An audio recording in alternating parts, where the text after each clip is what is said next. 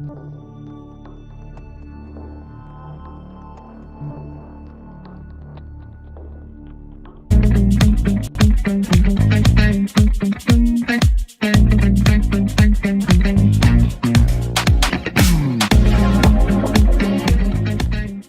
to Books the Biz, the show where real-world business meets real-world results. Hosted by business strategist Dan Paulson and veteran CFO Richard Veltre, this podcast breaks down the stories, trends, and financial insights shaping today's companies. Dan brings decades of experience helping leaders simplify operations, build strong cultures, and scale with confidence. Rich adds his deep financial expertise from guiding organizations across healthcare, construction, logistics, and professional services. Together, they dig into what's really happening behind the numbers and what it means for owners, executives, and anyone trying to grow a stronger, smarter business. This is practical conversation, real talk, and tools you can use right now. Welcome to Books the Biz.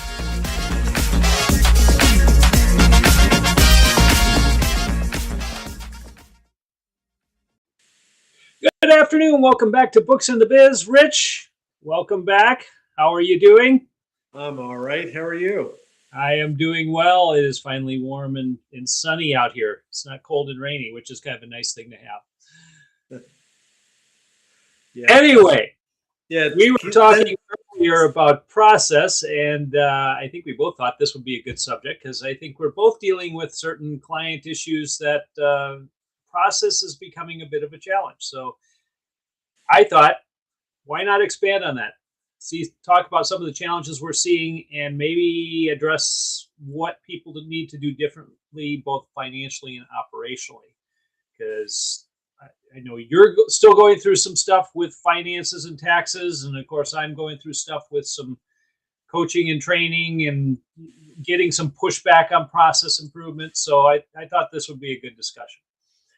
I think so too. Sounds like there you go. So that said, why don't you share in very broad terms so we don't accuse the guilty of doing the wrong thing? But, what are you seeing in your world as far as from a financial standpoint, process degradation, breakdowns, bottlenecks, whatever you want to call it? I think I can probably summarize it in a little bit of an overall kind of thing. While a lot of people don't think it's important, your books are important. They're extremely important from the fact that they have to tell you how your business is doing. And then on top of that, it will give you sort of key facts on how it's affecting other things. So I'm going to make one big, bold statement. Please don't put this off. Please don't decide that there is no value, okay? As much as we want to say that it's got no value or it's not important, it has every possibility of leaking into so many other areas. That's where the pain comes. And then you don't realize it's because you told your bookkeeper, come in in 2 months. Come back in a couple months. Well, we don't need it right now. We're doing well. We're doing fine. Sales are up. That's like the key thing. You always hear that, sales are up, so everything can wait. Sales is just not as important as you think it is. Like, is it important? Sure. You don't live without them, but having them up 10% while your costs are up 30% doesn't mean that sales is like the rah-rah moment at that point. It didn't cover your costs. So, I think where I'm seeing a lot of this is people are feeling probably some degree of constriction, whether it's because of conflict overseas, whether everybody has a perception of the way things are going, whether it's continued inflation, all problems to deal with. I get it. But you can't deal with it by shutting things down or turning things off that you don't think are valuable, because you don't realize that they leak out and they cause other issues.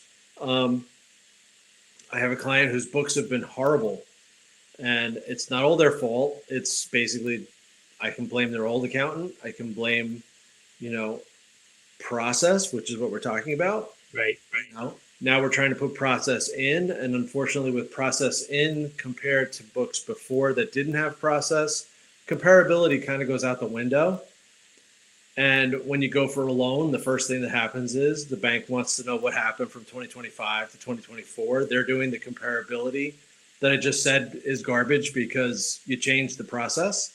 Mm-hmm. So when you change the process, you have to go through the exercise of possibly changing the old numbers or at least being able to explain the differences.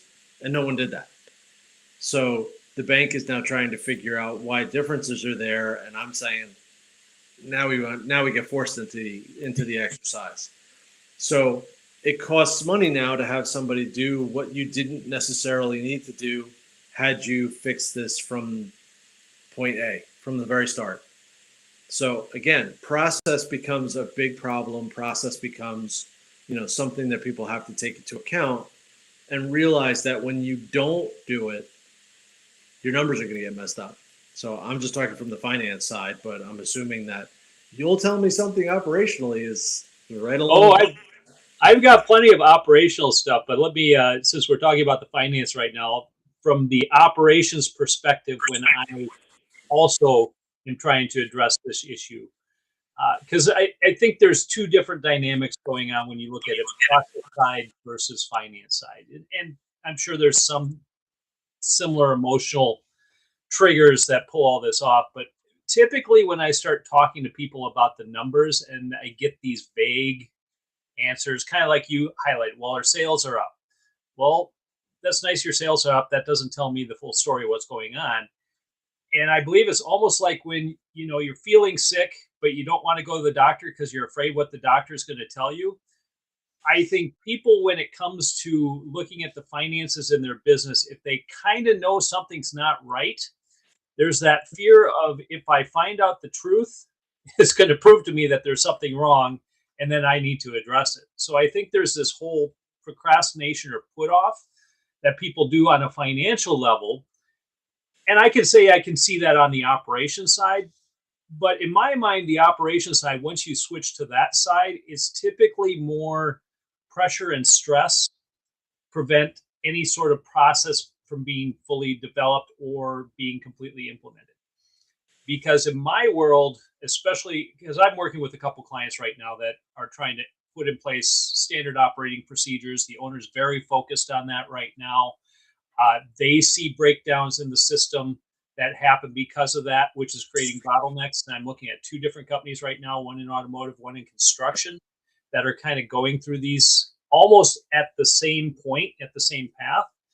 The automotive company, it is really that stress point of, okay, there's people waiting at the door for me to wait on them. And I'm supposed to follow these steps. But if I follow these steps, that slows down my ability to wait on them. So just for this time, I'm going to take this shortcut.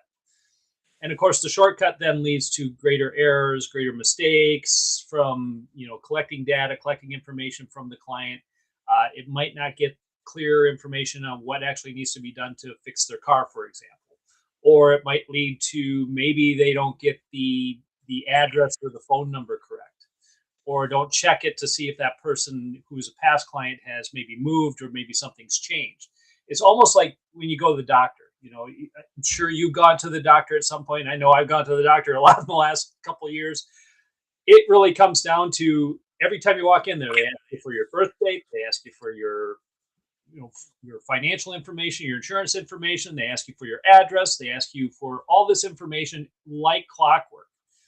And if you ever go into a hospital situation, you'll get that information asked to you multiple times.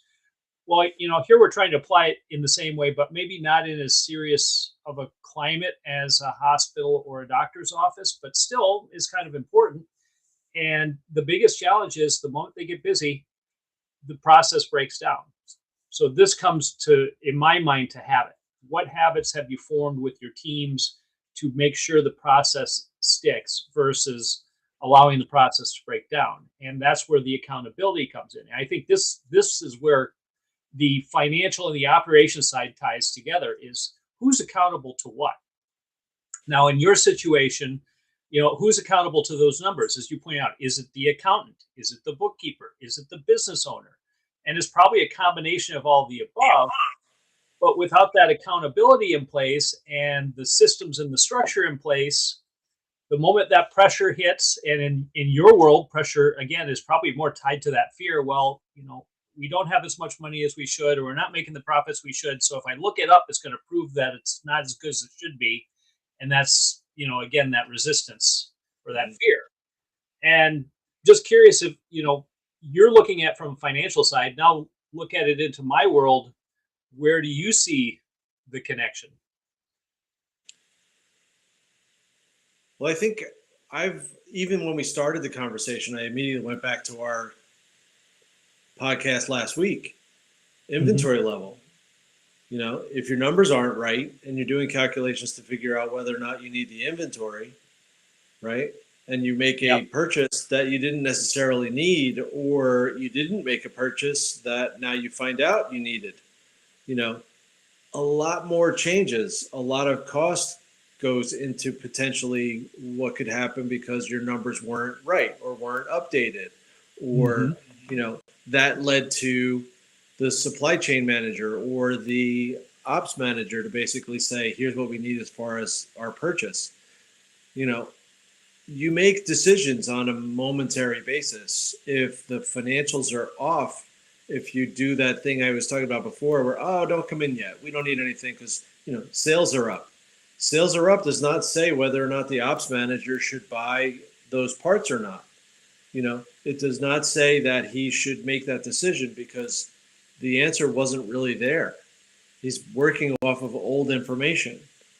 So, systems are important. Repetition's important. That was a great example you had about, when you go to the doctor, they ask you those questions over and over again, and you don't realize. I always thought, once I did see that, I'm like, well, they want to make sure that when they're wheeling you around this hospital, that they don't mistake you for somebody else and you get the wrong procedure.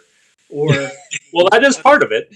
That's part of it, right? They want to make sure you're supposed to be in this bed. You're supposed to be in this chair. You're supposed to, if something goes wrong, that's when the world stops. There's probably a code yellow or orange or red or blue or something's going to go off. And that's when you should be nervous. Like, the system failed. Let's find out why. Don't touch me. I think code blue in a hospital is the worst one you can get, because that usually means there's a need to resuscitate, or try to anyway. Yeah. The only thing I could say is if I'm hearing code blue, it's not me. Well, you hope so anyway. I hope it's not me. So, look, to a certain extent, depending on what you're working on, you probably have some tasks that are that stringent that you should have a code red or code blue, or something that indicates that this just became the most important thing everybody has to worry about. Every business probably has one. The businesses that are less intense, the hospital is, that's about as intense as you can get, but, depending on what your business is, there's probably something that leads that. If this happens, you're going straight to the top, Right. So, for me, purchasing decisions come off of whether or not, I got good financials. Can I afford it? How do you know that you can afford it? Somebody makes a giant order because the financials say you need it, and then you find out the financials are wrong and you can't pay for that stuff. Right. Now, all of a sudden it becomes, well, now I have to go for a credit line, or I have to go for a vendor extension on my credit with them. Like, now you're doing so much more time to make the purchase that could have been avoided if the financials were up to date.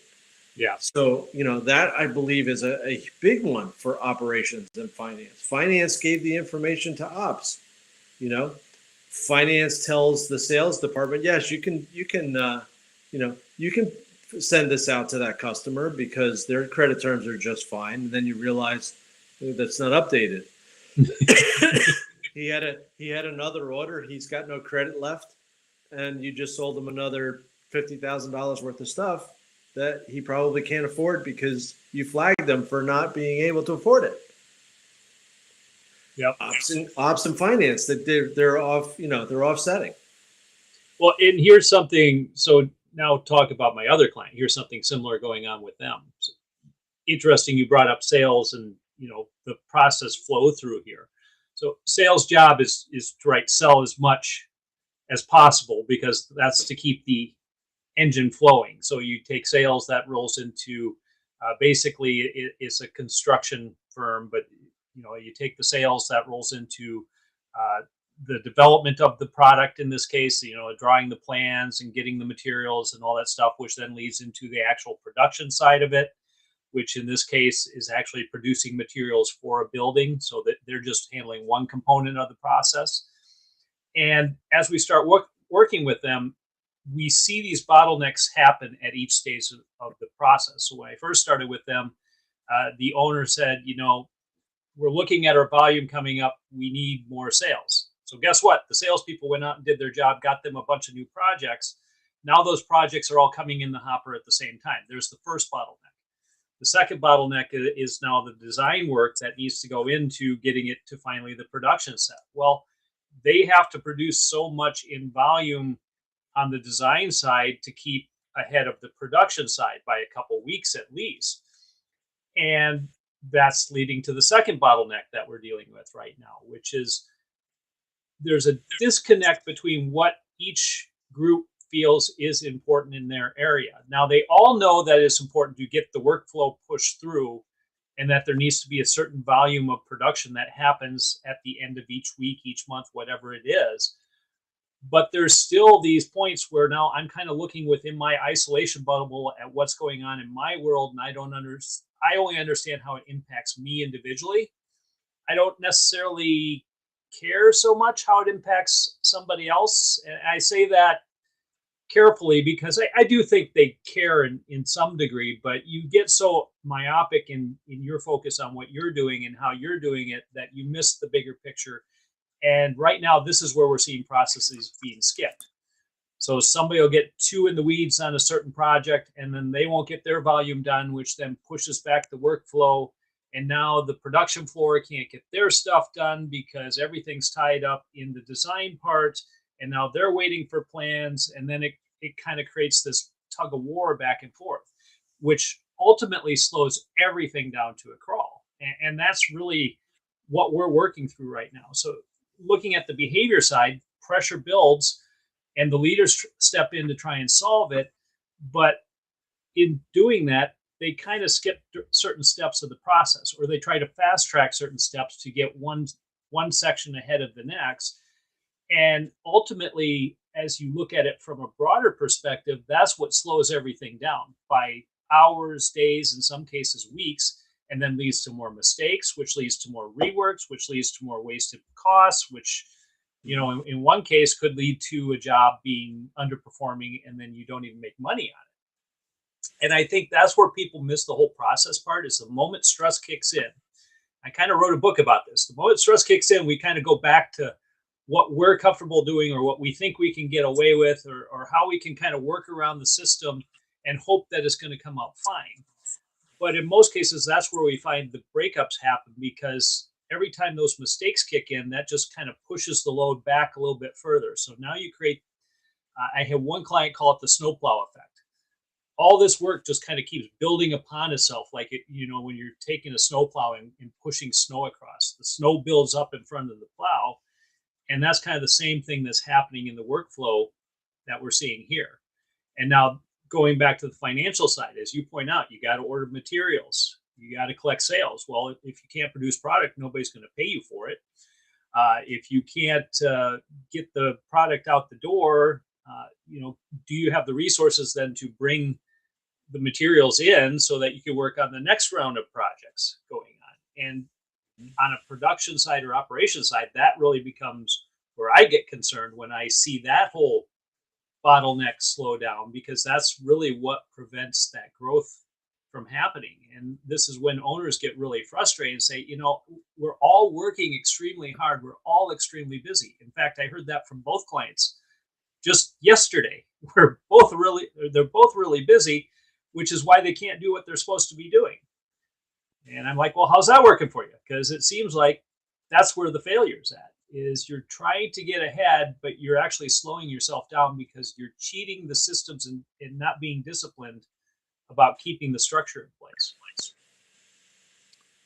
Yeah, that goes right down. I mean, another example just to add to it. I mean, the orthopedic shoe company that I worked for 4 years, the reason that I even got that job was the fact that finance basically said we could save $4 a shoe by having it manufactured in the Dominican Republic as opposed to China. Mm-hmm. Okay. The difference is, everybody bought into that practice. Okay. But operations didn't check the shoes. They didn't check to make sure the quality was going to stay the same. So when those shoes showed up from the Dominican Republic, they were faulty and had to go back, and China had already been shut down. So they couldn't get the shoes. And the basic premise of the company was, don't worry, doctors. We always have our shoes available for you in our warehouse. So whenever you need that certain style, certain size, we'll have it for you. Except we couldn't get it anymore. So we had to rebuild the supply chain. That didn't save them the $4 a shoe, build that. So Probably cost them an extra $10 a shoe. Pretty much. So that's why they called me, and I wound up having a job to figure out my side of it and work with the team to figure out how all the parts had to work together again. So, just to throw that additional tidbit of info or tidbit of a story in. Yeah, I think, again, this is not an unusual problem. And we both pointed out where these breakdowns tend to happen.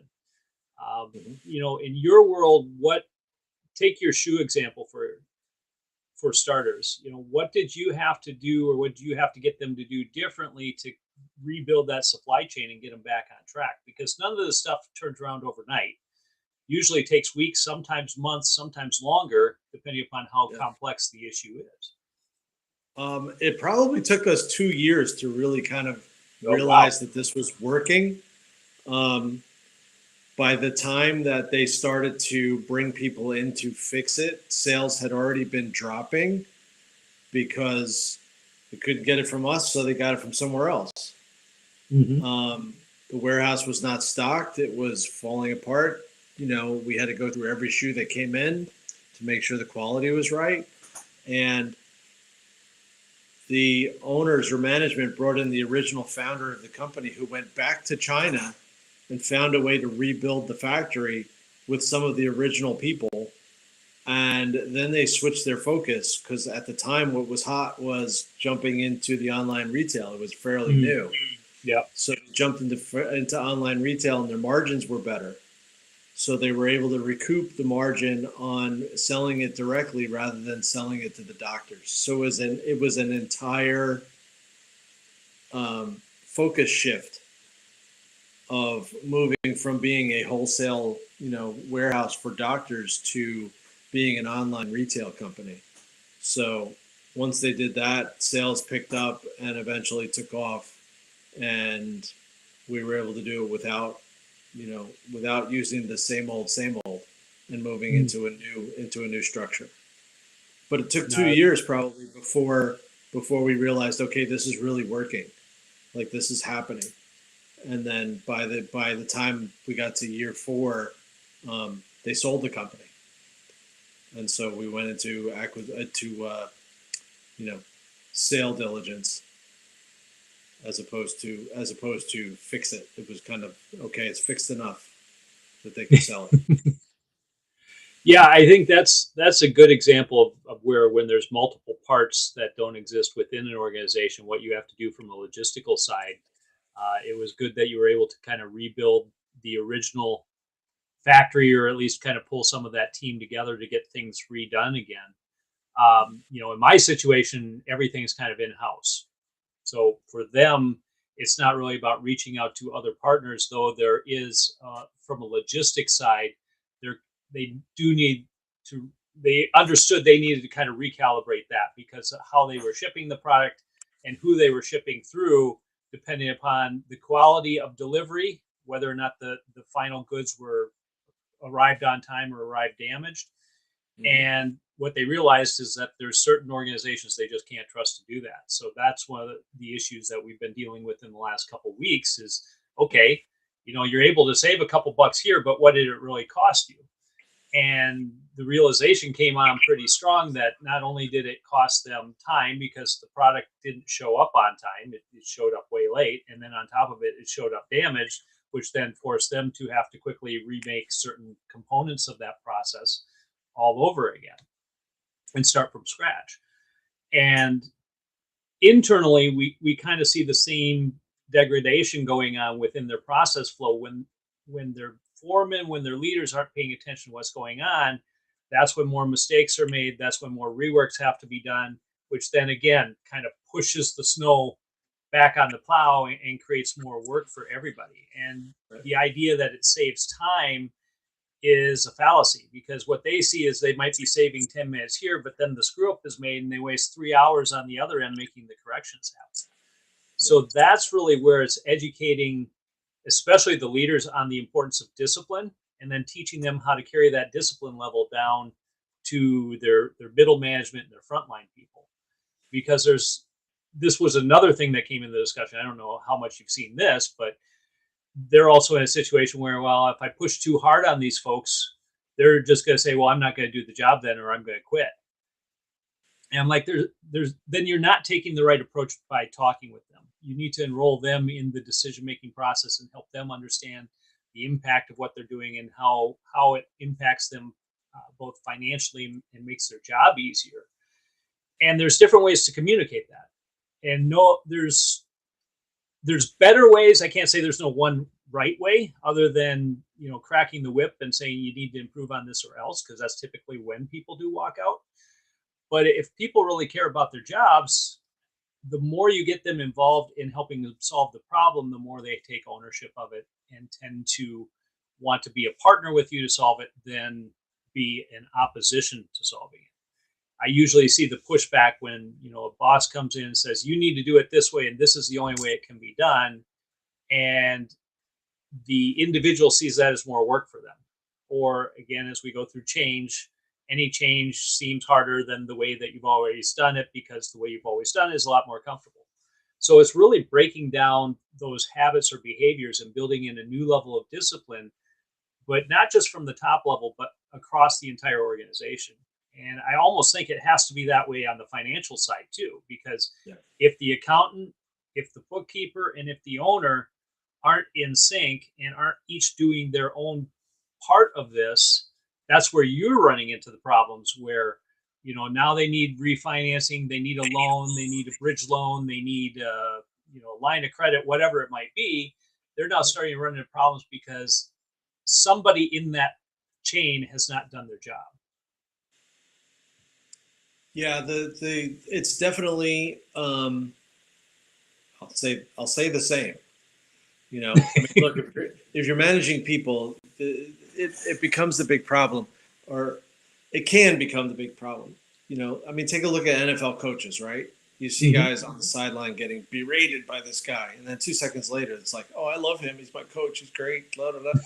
It's there's a team concept that's in there somehow. So wherever that came from, that's the stuff you want to learn. How do you get the people to be motivated when you're in the heat of the battle, okay, or in the heat of the game, in the heat of the work, process? How do you get it to the point where these people will do it for you because there's this team concept that we're all approaching, that we're all getting it done? And depending on the group, it's like you have to understand the group dynamic first. The people who fail the most are the people that come in on day one. They're doing the beating up, and we're going to have to do this. You immediately set the tone for how those people are going to react.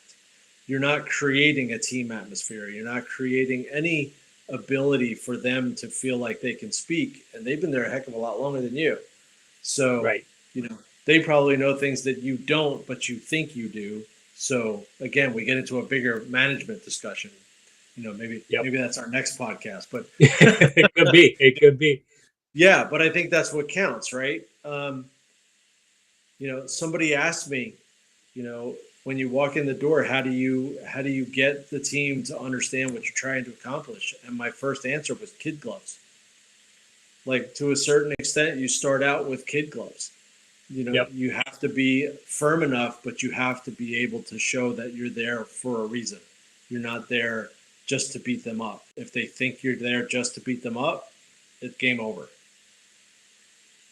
Yeah, in my world, I tell people ask more questions. Don't ask questions that are going to be degrading or facetious, but ask thoughtful, meaningful questions to get that other individual to think of, what's the possible solution to this. And to me, that cascades all the way down through the organization. If you can ask better questions and get them to come up with the solution, because what I find a lot of times is, even if you go down to the frontline employees, they know what the solution is, or they have a pretty good idea, but they've either been shot down or somebody's told them what they need to do and nobody listens to them. So then they don't offer up good ideas, which then they quit learning how to think for themselves because they're waiting for somebody else to tell them what to do. And that, to me, is probably the biggest roadblock that I spend most of my time breaking down when we're running into these process issues, is we're not utilizing the talent we have to engage them in a conversation to how to solve their own issue. And once you can get that going, I think that's key, both from a financial and an operational side, to help the whole organization grow and get over whatever bottlenecks they're facing. Rich, if they've got any questions or need any help with this, how do they get a hold of you? Send me an email, rich@xcxo.net. And you can send me an email at xcxo.net. Rich, it's been an invigorating conversation. I'm sure we could go on for hours or possibly days talking about this. And we'll have to add more to it in next week's session. So thanks again, and we'll talk to you soon. All right. Talk to you later.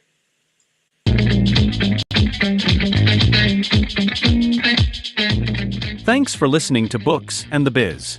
If today's conversation sparked new ideas for your company, the team at XCXO can help you turn those ideas into action.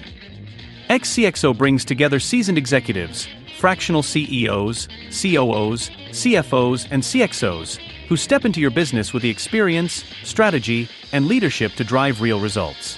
Whether you're trying to scale, strengthen operations, improve profitability, or prepare for transition, our experts help you move faster and lead with confidence. To learn more or start a conversation, visit xcxo.net. That's xcxo.net, your shortcut to stronger leadership and a better run business. Thanks again for joining us. We'll see you next time on Book